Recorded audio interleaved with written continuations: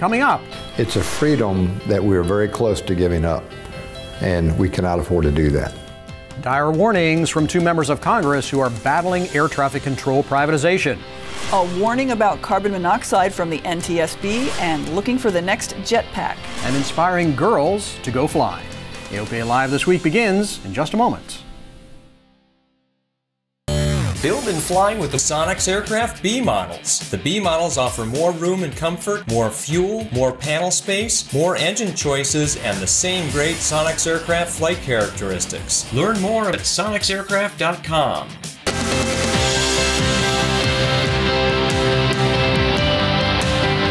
This is AOPA Live This Week with Tom Haynes and Melissa Rudinger.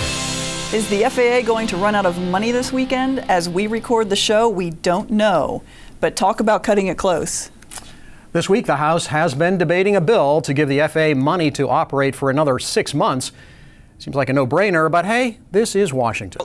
Yesterday, a temporary extension of the absolutely crucial Federal Aviation Administration, which runs our air traffic control system in the United States of America, the largest, most complex, and safest system in the world, failed. They actually will expire on October 1st. That means that the source of funding for air traffic goes away, and air traffic controllers may be working without salaries. Now, why are we here? Well, we're here because the chairman of the committee insists that we must privatize the air traffic control of the United States, the largest, most complex, safest, most advanced system in the world, to make it even better. Unfortunately, he does not enjoy support adequate to get this bill through. He delayed the bill in the last Congress because he didn't have the votes, and the bill has been multiple times delayed in this Congress. It has bipartisan opposition, and the Senate isn't even thinking about this. And to make funding the FAA more difficult, unrelated things were tacked on. Things like hurricane and disaster relief and flood insurance. These are definitely important, but unrelated and surprisingly controversial. I rise today in opposition to this bill, which began as a must-pass reauthorization of the Federal Aviation Administration, but has now become a Christmas tree for unrelated Republican priorities. Puerto Rico is on the brink of a humanitarian crisis following Hurricane Maria. That is being exacerbated by Trump's and Congress's failure to adequately respond. A vote is scheduled Thursday, and we'll keep you up to date on our website. Hopefully, we won't be here next week telling you that the FAA's been shuttered. Stopgap funding is one thing, but the big deal is so-called reauthorization and the bill that would privatize air traffic control and put the airlines in charge of the system. So far, the supporters of that radical idea remain a few votes short of being able to get it through Congress. But privatization is a priority for the Trump White House, and they continue to push hard. But some members of Congress are pushing back, and they say they're changing minds. And so we went through all 330 pages of the bill, and as we looked at it, we just go to our colleagues and say, have you read this? And so whether it's defense hawks, or whether it's appropriators and budget hawks, or whether it's general aviators, or whatever it is, we've just gone to these different folks that have interest, and we say, have you read this? And they look at it and go, well, that ain't right. That shouldn't be in there. And I said, well, it is. And they're like, well, you know, I need to really take another look. And before you know it, yeah, this bill was supposed to sail first week of July. It was supposed to pass, and it's still. We don't need this bill to crash land on the United States of America. We need to stop it, and we're doing our darndest to make sure that that happens, and we protect not only our skies, but we protect the American people and their right to be able to have access to their own airspace. Congressman Abraham and Russell have some very compelling arguments on why ATC privatization is a very bad idea. It's bad for national security, number one. Why would we relinquish the national security of our airspace to a private corporation? We just shouldn't do it. Corporation, this board, will require a lot of extra funding, and we're talking a lot of money. And Congress is going to have no oversight over that. One, that's unconstitutional to begin with. I can tell you, I have talked to many air traffic controllers, the men and women that are actually in the control towers. I've yet to find one me too. that is for this bill. Certainly, if I were an owner of an airline, I would want this bill for my board of directors, for my profit margin at the bottom, because if I can go to user fees and not fuel tax, then that's a win every day for my airlines. So economically, I can't blame the airlines for wanting this bill. It's a business model that would make that particular airline much more money. When someone in uniform or in DOD walks in and they say, we support the president in this, we have some challenges that we will need to overcome and we'll get it done. Well, translated, that's someone in the military saying, Congress has pretty much messed it up again and we don't like it, but you know, it's our job and we'll get it done. What about all of us in the middle, the flyover states literally? Where would we end up with this bill? I can tell you where we'll end up. We end up on the short end of that stick. And even though the authors of this bill say, well, there's some provisions to prevent that, well, maybe for a year or two, but then all hands off. I worry that these airports that depend on federal dollars will be left out of the mix. It was a really compelling interview. Representatives Abraham and Russell have many arguments against privatization. The full interview is posted on AOPAlive.org, and it's definitely worth your time. And both congressmen have something to say directly to you. Light up the phones of the representative. Emails are good, phone calls are the best. We've made it easy for you to call. Click on the ATC Privatization tab at the top of our homepage. Enter your phone number and we'll call you back and connect you directly with your member of Congress. And even if you've called before, call again. Calls are immediate, and it does get our attention when we get a number on a particular subject. Let's stop it. Let's modernize, not privatize. Exactly. Good advice. It really is. I ran into those two guys at Oshkosh, and we stood around the grounds and had a long conversation about that. They are very passionate about this issue. They really want to make a difference, and they're trying real hard. Hey, we may have said this before. Check NOTAMs before you fly, especially if you're flying into Santa Monica. Last Friday, the city made public its timeline for shortening the runway to 3,500 feet. They're doing that to drive away some of the business jet traffic. The city is spending some $4 million of its citizens' money on the project. It's all part of the deal the FAA struck with the city that will eventually allow it to close the airport. AOPA is still fighting to keep the airport open. And now for happier news, the AOPA fly-in to Groton, Connecticut is next weekend on October 6th and 7th. It's an easy flight or drive for anyone in the Mid-Atlantic region. AOPA Live's Paul Harrop tells us why you should join us and how you can be more involved. Groton New London Airport is situated along the coastline of Connecticut. Very beautiful environment. The airport isn't the only thing with a tie to the coastline. The area is rich with seafaring history. It's a real neat opportunity for us to bring aviation to a local maritime environment. Some really neat towns, ships to tour. There's the Mystic Seaport very close by. USS Nautilus, the first nuclear submarine, is just up the river a bit. And so all these things you can do in the area. And if you'd like to play a critical role in the success of the event, we could use your help. There is a need for volunteers in Groton, especially certificated pilots who can help us on the air side of the event, marshaling airplanes as they arrive.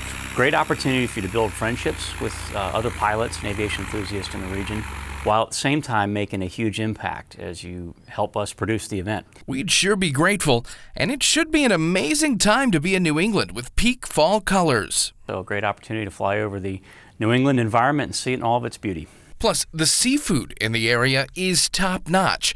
This is called the Lobster Bomb from Ford's Lobster, a few miles from the airport. They take a bread bowl, put in lobster bisque, a ton of fresh lobster, and then cover it all in more lobster bisque. It is worth the trip to Connecticut alone. Ask me how I know.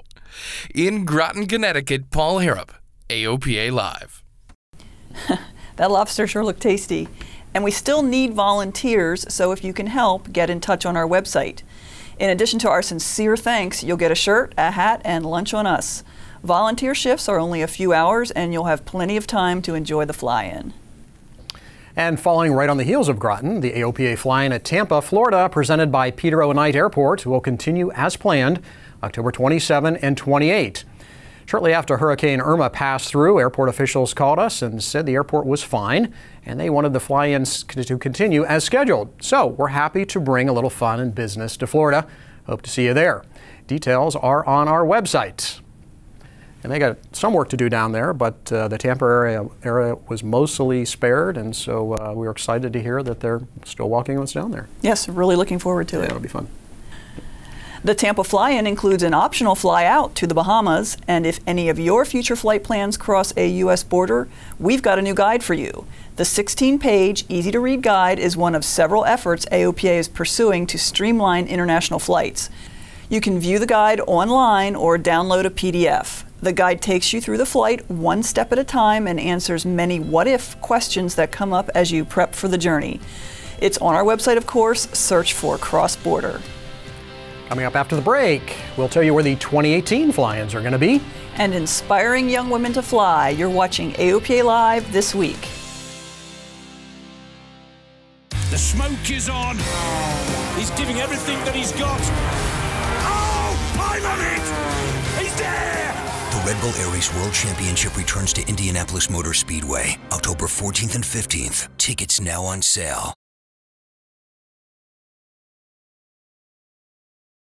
Welcome back, and drum roll please. AOPA is announcing the 2018 locations for the fly-ins. We're literally all over the map next year. We start in the Rockies, so brush off your mountain flying skills and put on your cowboy hat. We're headed to Missoula, Montana on June 15 and 16. Then in September, head to Old Santa Fe. We're there the 14th and the 15th. The Midwest is home to our Heartland fly-in. We'll be in Carbondale, Illinois, October 5th and 6th. And then we make a splash Southern style in Gulf Shores, Alabama for October 26th and 27th. AOPA Director of Outreach and Events, Chris Eade, says we're reaching areas we've never been to before. So going to be a great year of the Rocky Mountains, the Desert Southwest, Central Midwest, and the Gulf Coast. And look for more opportunities at our fly-ins as we get closer to them. Some great locations. I think those are winners. They are. I've never been to Carbondale, but I've been to the other three, and they are really fun places. The Carbondale, of course, was where the Eclipse fly-in was. So they've got some experience handling a crowd, so it should be a good time. It will be a great time. And just as the weather starts to turn cooler, the NTSB has released 2 timely safety alerts. The safety board is warning pilots and mechanics to be alert of the risks of carbon monoxide in the cockpit. It's nasty stuff because you can't smell it or taste it, but it can incapacitate or even kill you. A faulty heating system is frequently the cause, and you can learn more at ntsb.gov. The dream of cheap personal flying has been around for a long time, and so far, it's just a dream. Trust me on this, I've owned airplanes for a long time. It is really just a dream. Hey, but that might change. Boeing has launched the Go Fly Prize, $2 million in prizes to the teams that come up with the best solutions for affordable personal flight.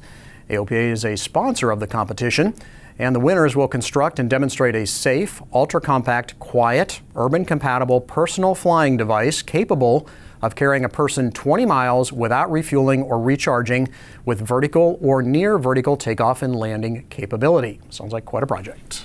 So that sounds very lofty and inspiring, but I've got another inspiring story for you. We are inspiring young women to fly. Last weekend, there were events around the world teaching girls about aviation, including here in Frederick, Maryland. AOPA Live's Josh Cochran has the story. From gliders to helicopters, these girls are getting hands-on experience with aviation. Girls in Aviation Day is hosted by Women in Aviation International. This event at AOPA's National Aviation Community Center is one of many events like this around the world.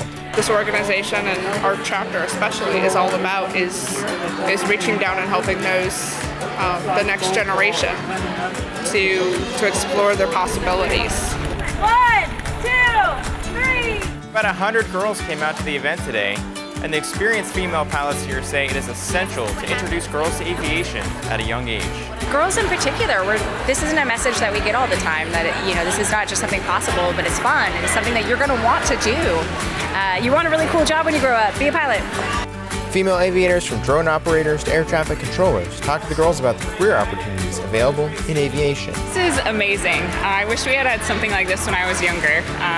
It is impressive to see all these girls interested in aviation, and our ability to kind of show them all the different aspects of aviation it makes me very happy. It makes me excited for our future. Girls learn about a variety of topics, from how to build an airplane to aviation weather.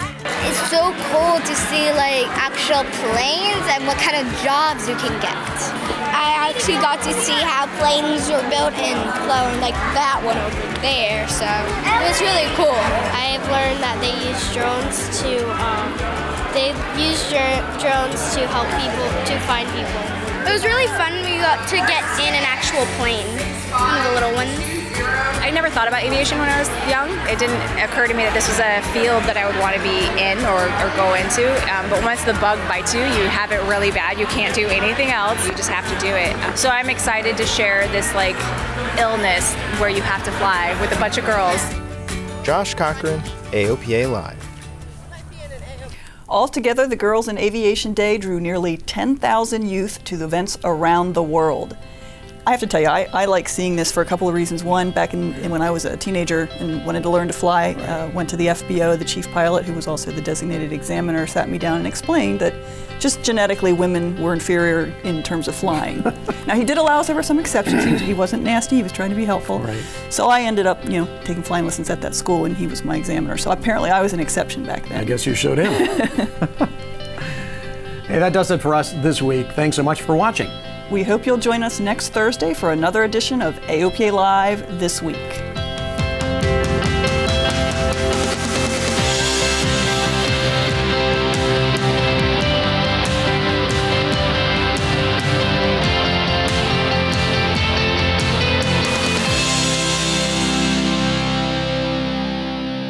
There are many important things to consider before purchasing an aircraft. Let the experts at Aerospace Reports help guide you through the process. We combine expert knowledge with our long-standing commitment to personalized customer service to perfect your transaction. Learn more at aerospacereports.com.